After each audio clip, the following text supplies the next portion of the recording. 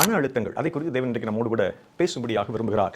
Spain தேசத்தில் Barcelona என்கிற பகுதியிலிருந்து 150 பயணிகளை ஏற்றிக்கொண்டு ஜெர்மனியை நோக்கி ஜெர்மன் விங்ஸ் என்கிற விமானம் புறப்பட்டு சென்றது. அந்த விமானம் பிரான்ஸ் தேசத்தில் ஆல்ப்ஸ் மலையில் மோதி முற்றிலுமாக நொறுங்கி அதில் பயணித்த அத்தனை பேரும் மரித்து போனார்கள். இது 2015 வருடத்தில் நடந்த ஒரு சம்பவம்.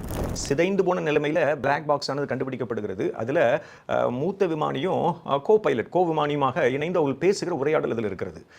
மன அழுத்தம் கூடினபடினால இந்த பைலட் நேராக அந்த விமானத்தை மோதி தான் சாவது மாத்திரமல்ல, தன்னோடு பயணப்பட்ட ஒன்றும் செய்யாத ஒன்றும் அறியாத மக்களையும் மாய்த்து விடும்படியாக அந்த பைலட்டை அந்த விமானத்தை கொண்டு மோதினதை அந்த சம்பவத்தின் மூலமாக நம்ம அறிந்து கொள்ள முடிகிறது. இதைத்தான் அந்த துப்புரி நிபுணர்களும் கண்டறிந்தனர். மிகுந்த வேதனையாக இருக்கிறது மன அழுத்தங்கள். எனக்கு அன்பான தேவஜனமே, அநேக நேரத்தில் உங்களுடைய நம்முடைய வாழ்க்கையிலும் அநேகர் நினைக்கிறாங்க, வாழ்க்கையை முடித்து கொண்டால் நம்முடைய வாழ்க்கையில் காணப்படக்கூடிய பயங்கள், பாடுகள், பலவீனங்கள், மன அழுத்தங்கள் எல்லாம் மாறிவிடும் என்று சொல்லி நினைக்கிறார்கள். அது மிகவும் தவறு. இதை குறித்து சில வசனங்களை வேதத்தில் படித்து பார்ப்போம். ஏன்னா நீதிமொழிகள் 23:5 நான் வாசிக்கிறேன். இல்லாமல் போகும் பொருள் மேல் உன் கண்களை பறக்க விடுவானேன், அது கழுகை போல சிறகுகளை தனக்கு உண்டு பண்ணி கொண்டு ஆகாய மார்க்கமாய் பறந்து போகுமா. எவ்வளோ அருமையாக இருக்கு பாருங்க. இல்லாமல் போகும் பொருள் மேல் உன் கண்களை பறக்க விடுவானே.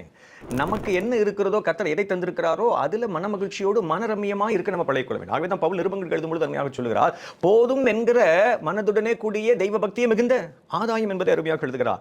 இந்த உணர்வு இயேசுவை அறியாத மக்களும் இதை உணர்ந்து கொள்ள அழைக்கப்படுகிறோம். ஆண்டவர் இயேசு அருமையாக நமக்கு காண்பித்து கொடுத்திருக்கிறார். போதும் என்கிற மனது இது இருக்குமே, ஆனால் மன அழுத்தங்கள் நம்முடைய வாழ்க்கையில் வருவதற்கு இடமே இல்லை.